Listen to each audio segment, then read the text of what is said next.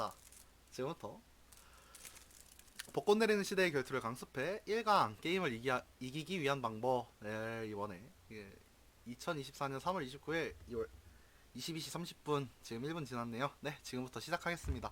오늘 강습 맡은 강사라고 해야 될까요? 네, 발표자 세타입니다. 잘 부탁드립니다. 응답 안 해주셔도 되고요. 채팅으로만 그냥 박수만 쳐주세요. 감사합니다. 첫 번째 들어가기 전에 목차 정도만 간단히 컨셉을 보고 가야겠죠? 첫 번째, 왜 나는 게임을 못하는가? 조합에 대한 개념 이해를 짚고 넘어가고요. 두 번째, 왜 나는 거리를 못 좁히는가? 영역에 대한 개념 이해를 시작할 거고요. 세 번째, 왜 나는 상대를 못 이기는가? 마지막으로 플랜에 대한 개념 이해를 간단히 짚고 이번 강의 마치도록 하겠습니다. 마지막에 뭐 질의응답이랑 다음 주 강의 추천 혹은 원하시는 추가 설명 정도 시간도 충분히 마련해 두겠습니다. 첫 번째, 왜 나는 게임을 못하는가?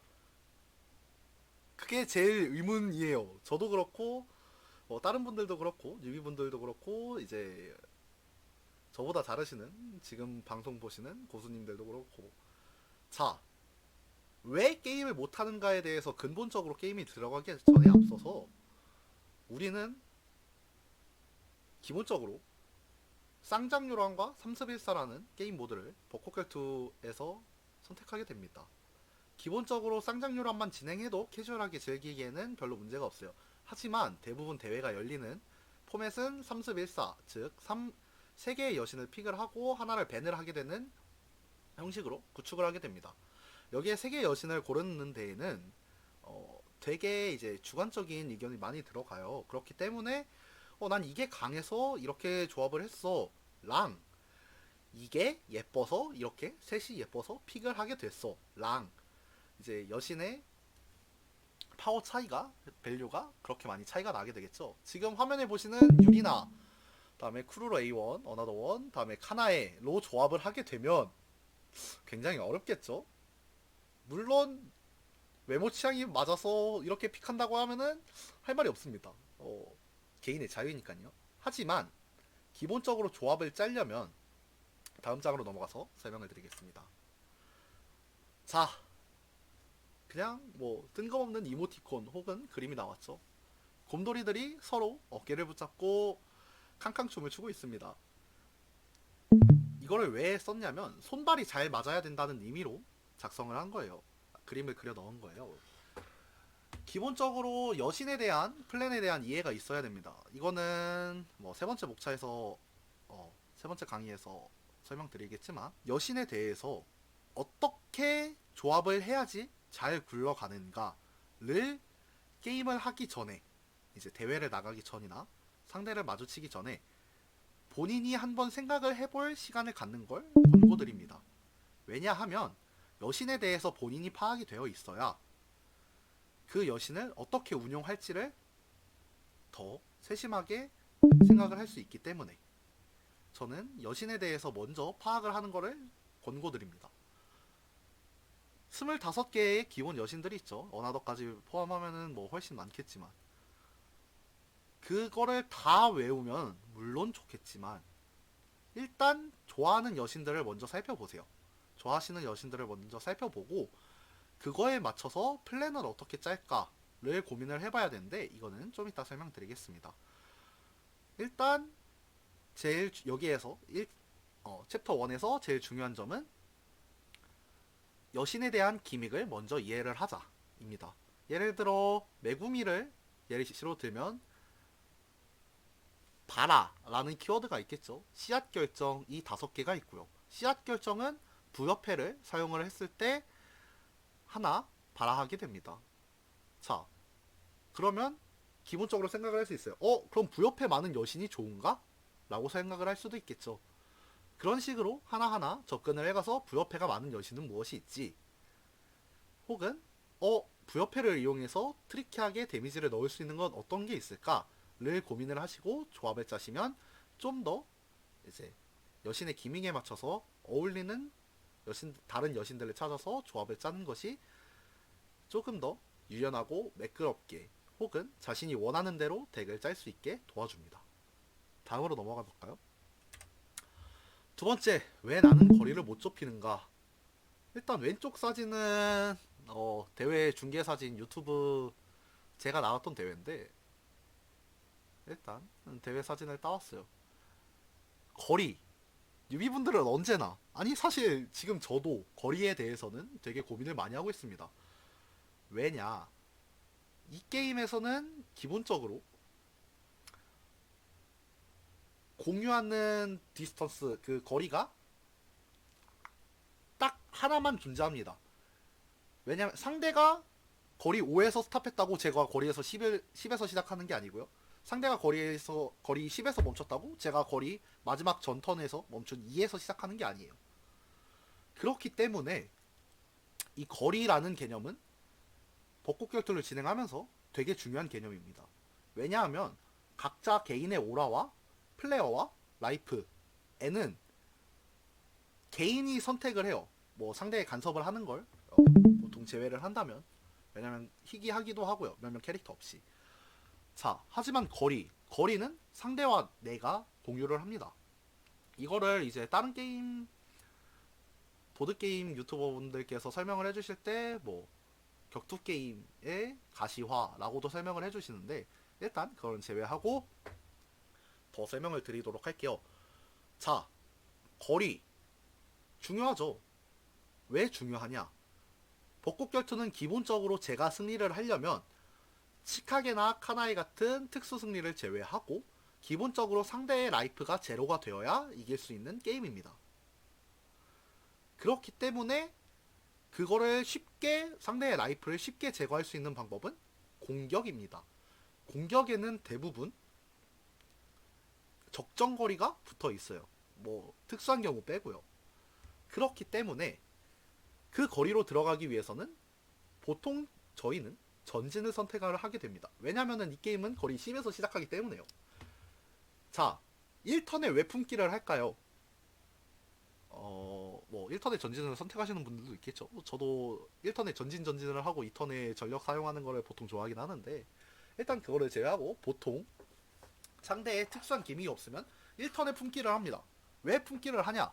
전진을 할 수 있는 여유 스페이스를 남겨두기 위함이에요. 자, 기본적으로 생각을 합시다. 1 전진을 하면 거리가 하나 줄어들어요.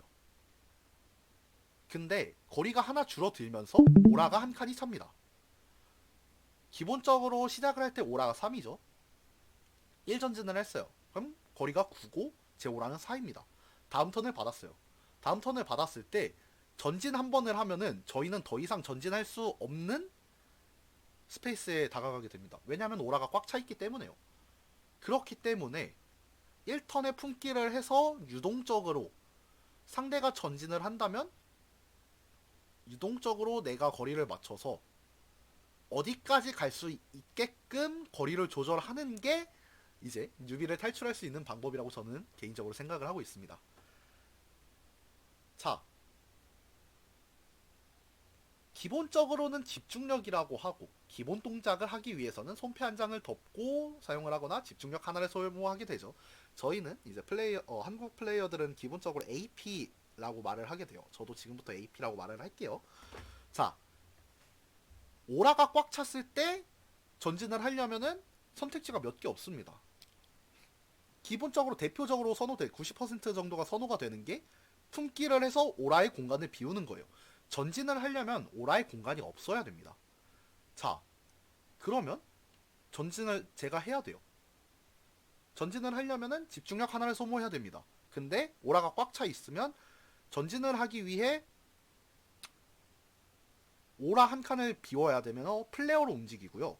다음에 AP 하나를 더 소모해서 전진을 하게 됩니다. 만약에 2칸 전진하고 싶으면 이게 어떻게 될까요? 품기, 전진, 총 4개의 AP가 들어갑니다.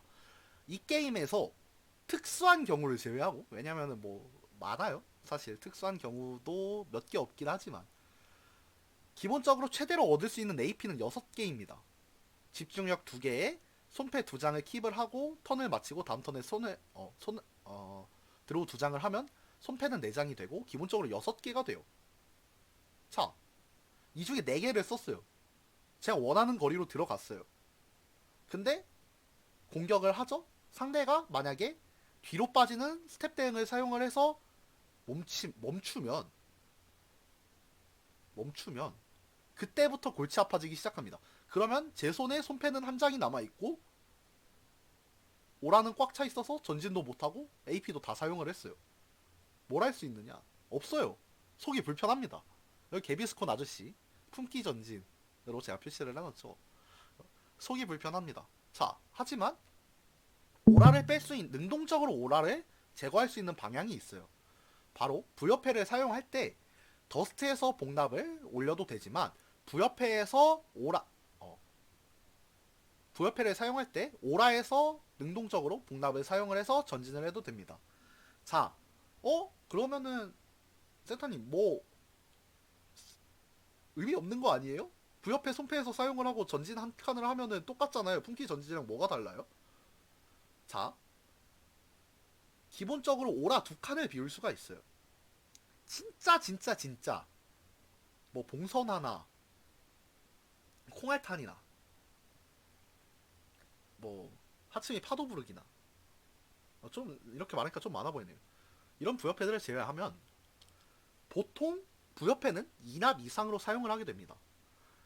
그러면 저희는 유동적으로 움직일 수 있는 오라 스페이스를 2개를 확보할 수 있게 돼요. 손패 하나를 사용하면서. 자, 품기를 사용하면은 물론 플레어가 생깁니다. 플레어 많으면 좋아요. 많으면 좋아요? 사실 많으면 좋아요도 잘 모르겠어요. 플레어가 생기면 능동적으로 플레어를 털어야 되고 제가 능동적으로 플레어를 털어서 더스트를 생성하게 되고 이걸로 또 휘감기를 하게 돼요.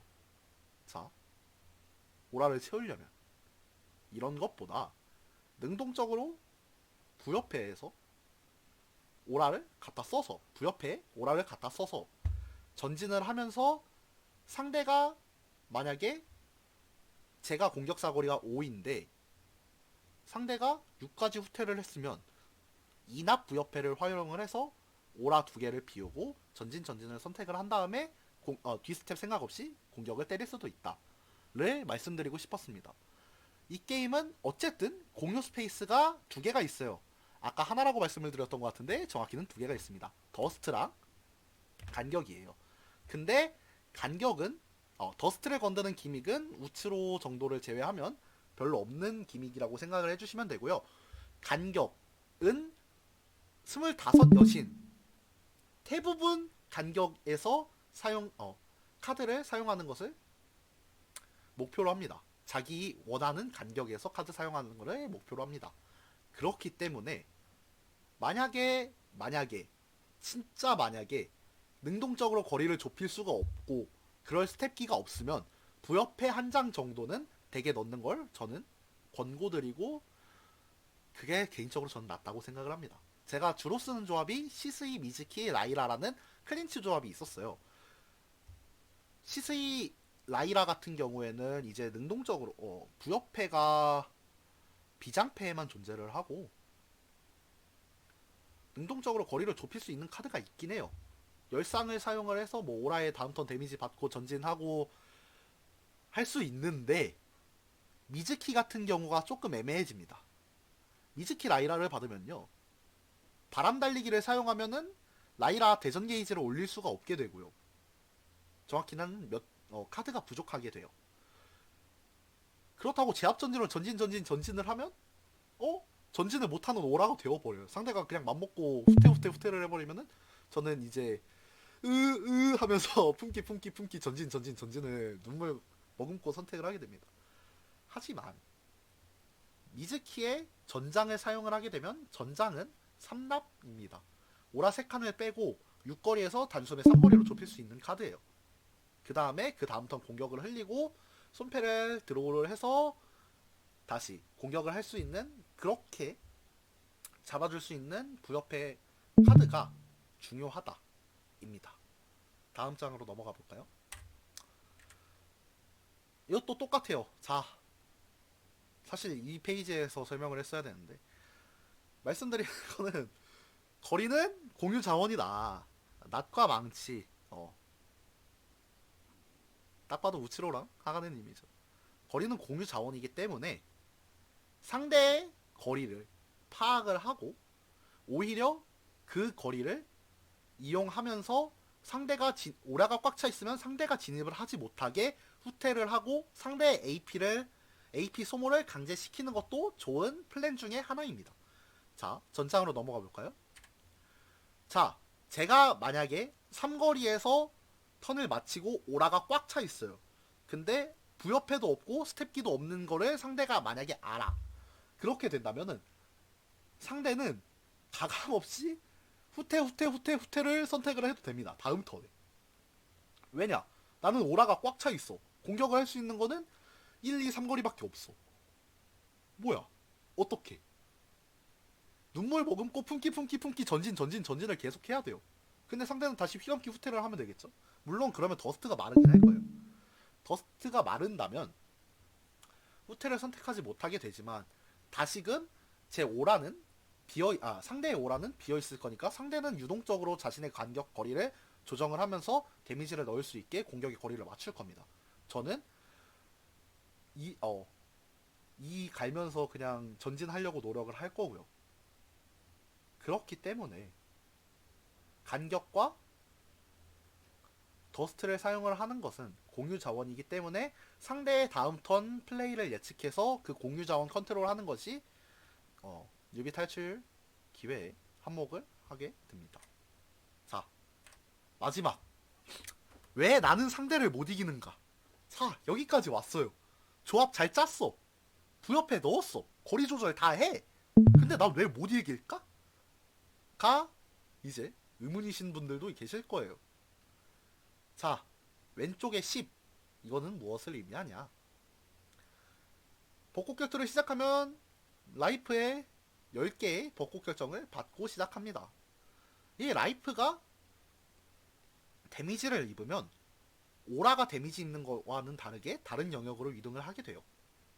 어디로 이동을 하냐면 바로 플레어라는 영역으로 이동을 하죠. 플레어는 비장패를 사용하기 위한 지불 코스트라고 생각을 해주시면 됩니다. 뭐 이거 듣는데 그것까지 모르시는 분들은 별로 없겠지만, 자, 플레어가 쌓이면 상대는 비장패를 사용을 할 수 있게 돼요. 자, 다시금 생각을 해봅시다. 상대를 죽이려면 데미지를 넣어야 돼. 근데 데미지를 넣으면 상대의 플레어가 쌓여. 플레어가 쌓이면 상대는 비장패를 사용을 해. 내 통상패를 사용을 해서 상대의 플레어를 쌓아주는 꼴은, 즉 오른쪽에 프리드리히 비렐름 니체가 말했듯이 나를 죽이지 못하는 것은 나를 더 강하게 만든다. 상대를 죽이지 못하는 공격은, 한 번에 죽이지 못하는 공격은 상대를 더 강하게 만듭니다. 이게 뭐냐? 보통 뭐 플레어는 천차만별입니다. 비장패 플레어 소모는 천차만별입니다. 강력한 공격이라고 하면은 뭐 월영락 7플레어의 달그림자 떨어진이나 뭐 5플레어의 유리나의 저력 같은 카드들이 있겠죠. 4, 5 강력한 카드들입니다. 품기를 해서 만들 수 있는 플레어에는 한정되어 있어요. 왜냐하면 외부에서 벚꽃 결정을 끌어오지 않는 한 벚꽃 결정의 개수는 36개로 정해져 있어. 고정되어 있습니다. 자, 아무리 품기 전진 품기를 해도 원하는 플레어를 능동적으로 맞출 수는 거의 없어요. 고코스트의 비상패는 말이죠. 그렇기 때문에 이제 보통 유비들한테 덱 짤 때 비장패는 10플레어 합 10플레어로 맞춰라 라고 보통 고수분들이 설명을 합니다. 여기서 잠깐 저 물 좀 마시고 가겠습니다. 고수분들이 10플레어 내외로 보통 짜라고 조언을 해주십니다. 왜냐? 라이프가 10이에요. 다음에 보통 상대가 무지성으로 공격을 하면 라이프가 이 정도 남고 삽니다. 그럴 때 다음 턴에 품기를 하면 10플레어 정도가 맞춰지고 그 10플레어에 맞춰서 제 킬각이 나오게 플랜을 그렇게 맞추거나, 혹은 상대가 공격을 하나 했을 때 맨 처음에 저코스트 비상패를 하나 소모를 하고 다음 턴에 킬각을 보도록 그렇게 권고드리는 게 10플레어예요. 왜냐면은 어쨌든 저도 상대를 죽이는 플랜에 통상패만 존재하기에는 너무 힘든 게임입니다. 그렇기 때문에 플레이어를 사용해서 비장패를 사용하게 됩니다. 비장패를 사용해서 상대의 라이프에 압박을 주게 되고요. 나머지 통상패로 상대의 라이프를 모두 까버리는 게 목적입니다. 그 다음으로 설명드릴 거는 유명한 짤이죠. 작년에 돌았나요? 재작년에 돌았나요? 이겨야 한다. 이겨야 돼. 랑 오른쪽은 딸깍입니다. 왼쪽은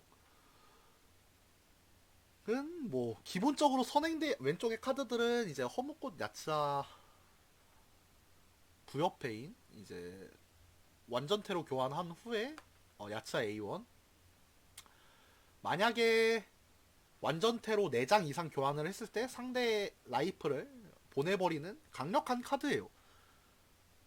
다음으로는 철례 소환진이죠. 밑에 라이라 카드는 뇌 게이지를 20까지 올리면 1, 2를 10번 칠 수 있는 기회를 줄게 라는 카드들이 있습니다. 설명만 들으면 되게 강력해 보여요. 하지만 선행되어야 되는 조건들이 엄청나게 많은 카드들입니다. 오른쪽을 볼까요? 전지경전입니다. 신라 1 맞아보신 분들은 알 거예요. 처음 맞아보면 진짜 모릅니다. 갑자기 내가 5오라야. 내가 6라이프야. 5오라 6라이프야. 상대 어차피 신라니까 내가 이 거리에서 상대 궤변 못쓰게 이 거리에서 턴 맞힐래. 전진하고 뭐 공격 날라오는 거 막으려고 손패 한 장 들고 있어. 근데 전지경전 딸깍하면 이겨요. 모르게 이겨요. 나도 모르게 그냥 난 죽어 있어. 이걸로 설명드리는 게 뭐냐. 자, 이 게임은 10 라이프를 까야지 이겨야 된다라는 걸 아까 말씀을 드렸어요.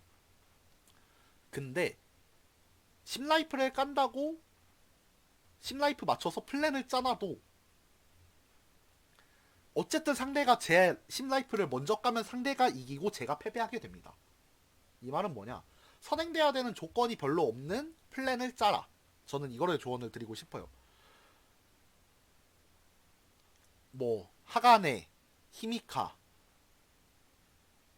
대표적인 왼쪽 이겨야 한다의 예시라고 저는 개인적으로 생각을 해요. 물론 그걸 딸깍이라고 생각하시는 분들도 있겠지만 이거는 개인의 차이니까요. 왜냐? 백스텝을 사용을 해. 뭐 집중력 하나 후퇴해. 종울리기 발라. 카드 3장 썼으니까 이제 또 그거를 뭐야 버밀리온 필드를 써. 후퇴를 해. 플레어를 또 써. 벌써 플레어가 6개가 소모가 돼요. 플레어를 써서 대산맥 리스펙트였나? 아무튼 그거를 써. 종울리기를 다시 데미지 발라서 뻥튀기를 해. 다음에 또 플레어를 다 써. 대천공 크래쉬를 박아. 와! 나 이렇게 7라이프 데미지 깠어. 는 수반되어야 되는 게 너무 많습니다. 이 말은 즉슨 상대의 플랜에 영향을 별로 안 준다 이 말이죠. 라이프 딜을 어느 정도 누적시키고 상대에게 데미지를 어느 정도 누적시켜야 상대도 조급해집니다. 그렇기 때문에 상대의 플랜을 조금 더 꼬을 수 있고요. 자, 궤변을 사용을 하게 되면 제가 신라를 좋아하는 이유도 그거예요. 10라이프를 깔 수 있는 게 신라판증이라는 카드가 있습니다. 신라판증 카드를 사용을 하게 되면 6플레이어 6납 라이프 2힐 부여패가 파괴될 시 하나씩 데미지를 줍니다. 예요. 직관적이죠. 공격은 아니지만 라이프에 직접적으로 데미지를 줌으로써 상대가 라이프에 압박을 받고 저는 상대의 라이프를 하나를 까요. 공격이 없이. 자, 공격을 하면 저희는 상대의 대응에 대해서 고민을 하고 공격을 쓰게 됩니다. 먼저 공격을 사용하기 전에. 근데 신라 딸깍 부여패 딸깍 으악 대응도 안돼 으악 음무세빙 대응할게요. 아니요 이거 음무세빙 공격 아니라서 마이너스 1 라이프 데미지 꼭 받으셔야 돼요. 가 됩니다. 그렇게 그런 거를 이용을 하면서 상대의 라이프에 직접적으로 데미지를 넣고 플랜이 더 꼬이지 않게 명확한 플랜을 세워서 상대에게 라이프 10 데미지를 넣을 수 있는 플랜을 짜세요. 그리고 그 전에 한 번에 죽이도록 노력을 하세요. 죽이도록이라고 하니까 되게 나쁜 사람이 된 것 같지만 아니고요. 그래야 상대가 플레어가 쌓여서 한 번에 몰아치는 변수가 생기지 않습니다. 뭐 몇몇 캐릭터 또 제외하고요. 야 이거 또 뭐 아니 이거 논리적 비약이 어쨌니? 라고 말하실 거면은 제가 정말 죄송합니다. 저도 그렇게 잘하진 않아요. 사실 강습회를 여는 것도 뭐 저도 한 번씩 설명을 하고 싶어서인데 아무튼 상대의 심라이프를 깔 명확한 플레이를 준비를 하고 플랜을 준비를 해서 맨 처음에 말씀드렸던 그 조합을 짜세요. 상대의 심라이프를 깔 수 있는 조합을 짜자가 제가 이번 주 강의에서 하고 싶은 말이었습니다. 상대의 심라이프를 못 가면 저는 죽어요. 왜 죽어? 아니 죽진 않지. 물론 제가 죽진 않습니다. 제 여신이 패배하는 것 뿐이지. 저는 죽진 않아요. 하지만 상대의 심라이프를 명확히 깔 자신이 없으면 게임을 지는 것은 자명합니다. 그렇기 때문에 상대의 심라이프를 깔 수 있는 조합을 만들고 그 조합에 맞춰서 연습을 한 후에 상대의 플레이어를 컨트롤하는 노력을 하고 상대의 플레이어 컨트롤을 하려면 어쨌든 거리를 맞춰서 제가 유리한 거리에서 한 번에 몰아치려는 연습을 하세요. 그렇게 한다면 어느새 당신은 지역 대회에서 우승을 한번 거머쥘 수 있게 될 것입니다. 오늘 강의 여기에서 마치도록 하겠습니다. 감사합니다. 마지막 질의응답 및 다음 강의 주제 선정인데 박수 감사합니다. 디스코드 채팅으로 질문 있으시면 질문해주세요.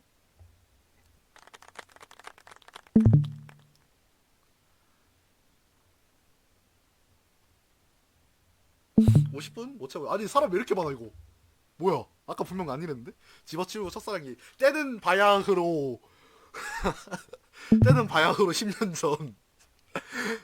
아야 농담이고요.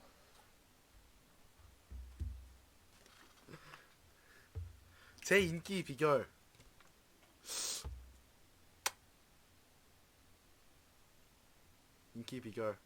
좀 잘생겼습니다. 오늘 머리 자르고 왔는데 거울 보니까 한 3살은 젊어졌더라고요. 감사합니다. 다음 31사에서 어떤 걸 밴해도 감이 안 잡힐 때 강한 걸 밴하나요? 모르는 걸 밴하나요? 좋은 질문입니다. 이거 개인적으로는 다음 강의 주제로 선정을 하려고 했는데 물 좀 마시고요.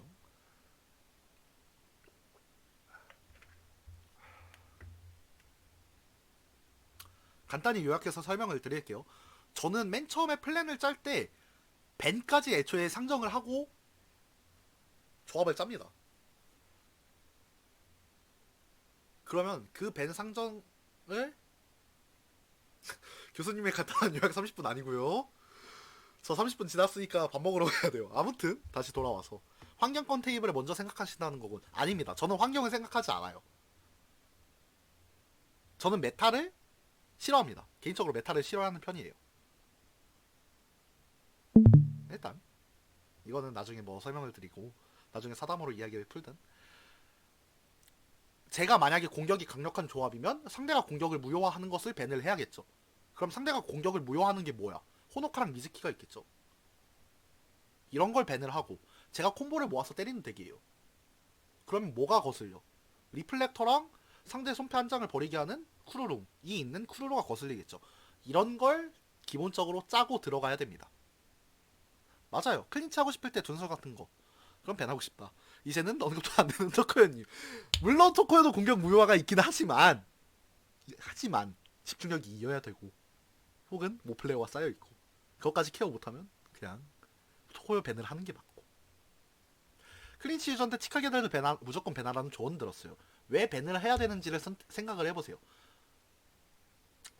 준술이라는 카드가 껄끄럽죠. 네, 아니요, 스텝 덱은 하나밖에 없습니다. 준술밖에 없어요.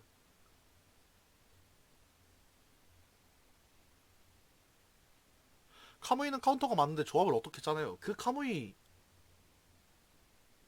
카운터가 되게 조합을 짜세요. 다른 사람이 다른 사람한테 카무이가 카운터가 되게 조합을 짜세요. 오히려 제가 아까 말씀드린 콤보를 사용해서 때려치는 때리는 조합은 신이가 되게 껄끄럽겠죠. 그렇게 자, 내가 호노카가 있어. 상대 둔술 케어를 해야 돼. 클린치 유저야. 아, 뭐 이래서 사거리 때리는 그것도 오호카도 클린치죠. 대충 호노카를 집어넣고 사거리에서 때릴 수 있게 뭐 꽁무니 바람을 친다던가 아니면 연거리 들어가서 때리는 유라리비를 치게 한다던가 라고 하면 됩니다. 대충 여기에서 지금 첫 번째 질문 마무리하도록 할게요. 다음 질문. 죽이는 것과 사는 것 어떤 걸 선호하시나요? 어, 철학적인 질문이긴 하죠. 농담이고 이게 뭐 게임을 이기는 방법엔 딱 두 가지가 있어요. 상대의 심라이프를 먼저 까냐, 혹은 상대가 내 심라이프를 먼저 못 가게 하냐. 겠죠? 저는 개인적으로 상대의 심라이프를 먼저 까는 걸 선호를 합니다. 직관적인 신라를 선호하는 편이기 때문에. 그래서 데미지를 먼저 넣어서 제가 죽이는 걸 선호를 하고요. 그렇기 때문에 제 플랜에 꼬이는 거를 막기 위해서 보통 라이프 힐하는 호노카나 뭐 신라나 카무이 정도를 밴을 하게 됩니다. 네, 초보적인 질문 좋아요. 어차피 이거 초보 강의용 영상으로 찍은 거니까.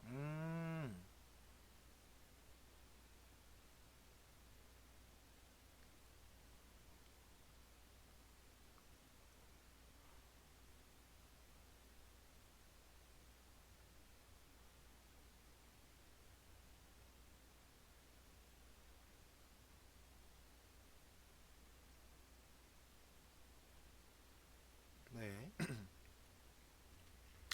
다음 채팅으로 마무리해 주시면 감사하겠습니다. 바로 저도 물 한잔 하고.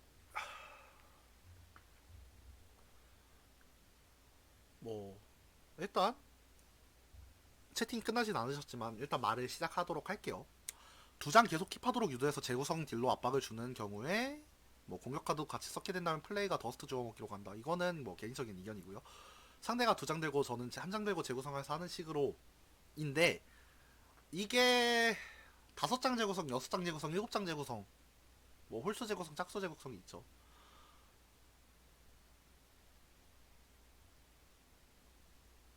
제가 대응이 많아서 상대는 한 턴에 몰아치려고 카드 4장을 모으기 위해서 두 장을 들고 재구성을 해서 카드를 뽑게 되면 뭐 재구성 딜라고 말할 수 있겠지만 저는 개인적으로 그게 그다지 큰 의미가 없다고 봐요. 왜냐면 어쨌든 그 제가 뽑고 싶어하는 카드를 더 빠르게 뽑을 수 있다는 것 또한 장점이고요.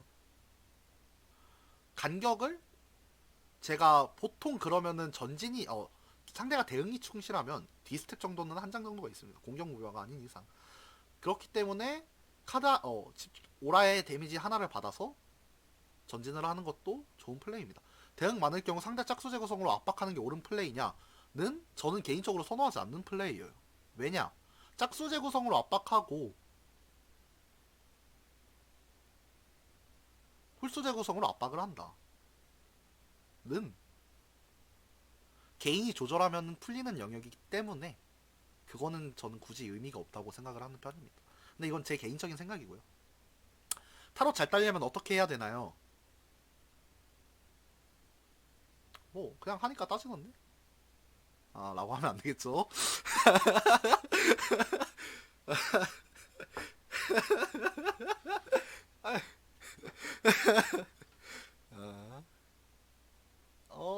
대회를 많이 나가세요. 저만큼 대회 많이 나간 사람도 없을 거예요. 진짜 한국에서 저만큼 대회 많이 나간 사람 없다고 자부할 수 있어요. 개인적으로는 진짜 오프에서 제 얼굴 모르면 간첩임. 한 번도 안 나간 사람 빼고. 저는 그렇게 생각을 하는 정도로 대회를 진짜 많이 나갔어요. 거의 매주 대회를 나갔고요. 통장도 그만큼 돈이 깨졌고요. 일단 다음 설명. 오라를 채울 타이밍 있으면 채워줘야 되나요? 딜을 꾸역꾸역 넣어야 하나요? 이거는 상황에 따라 다릅니다. 이거는 뭐 상황에 따라 다르고, 만약에 제가 비트면은 딜을 넣고요. 어차피 비가 만약에 유리나 야츠아야 그러면 뒤 없이 때려야 되고요. 근데 만약에 내가 신라야 그러면 그냥 오라 채우세요.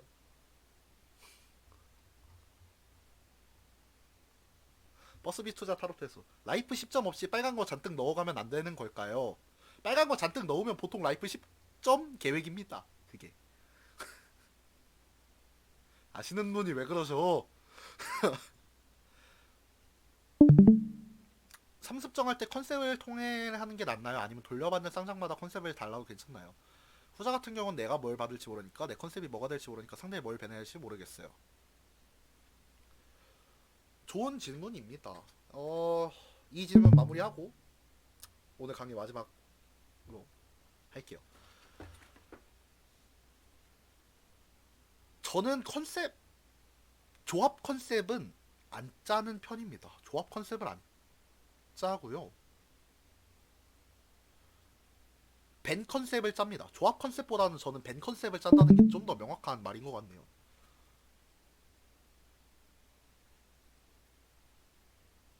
보통 조합 컨셉, 밴 컨셉을 짜면은 조합 컨셉이 비슷하지 마련인데, 근데 신라 1, 미즈키, 메구미 같은 경우에는 컨셉이 딱히 명확하지는 않잖아요. 하지만 밴해야 되는 상대는 무조건 명확해요. 상대 공격 무효화가 호노카를 밴해야 됩니다. 미즈키랑. 호노카랑 미즈키 같이 나오면은 울면서 그냥 밴하세요. 어쩔 수 없지. 아무튼 이런 거에 따라서 저는 덱 타입보다는 밴 컨셉을 먼저 짜고 조합을 짜시는 거를 어쨌든 추천을 드립니다.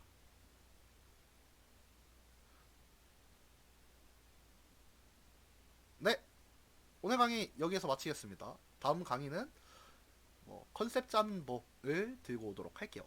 오늘 시청해주셔서 감사합니다. 세타였습니다.